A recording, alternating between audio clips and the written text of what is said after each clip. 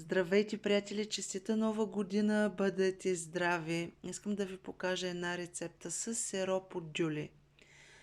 Когато правя сладка, ето отделям този сироп от дюли и си го съхранявам зимата и правя ето този мед от дюли, като сгъстявам самия сироп.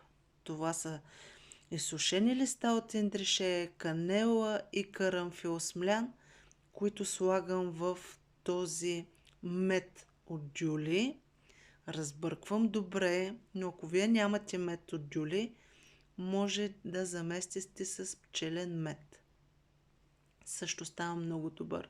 Ще ви снимам още един клип за втори ми вариант за мед от дюли против кашлица.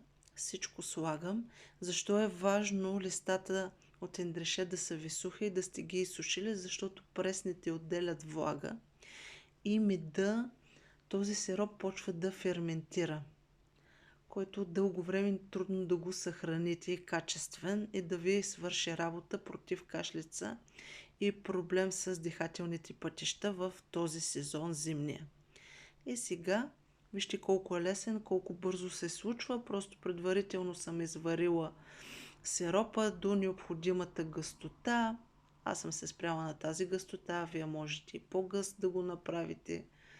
Аз не обичам прекалено гъст и така ще си го прехвърля, не го държа в хладилника, а не е необходимо на по-хладно място.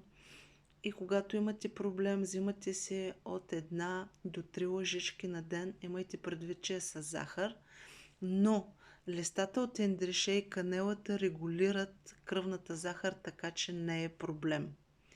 Дори и за хора, които имат повишена кръвна захар, така че спокойно става много вкусен, много ароматен. Дюлата, знаете, че също помага против кашлица и облегчава дихателните пътища. Ето сега си го изсипвам.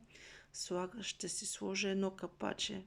Много е вкусно, просто не прекалявайте. Въпреки че е полезно, просто не е добре да се прекалява. И така, приятели, всичко ще сложа в описание. Започваме с вкусна рецепта новата година. Бъдете здрави и щастливи. И до скоро, приятели, и нови рецепти.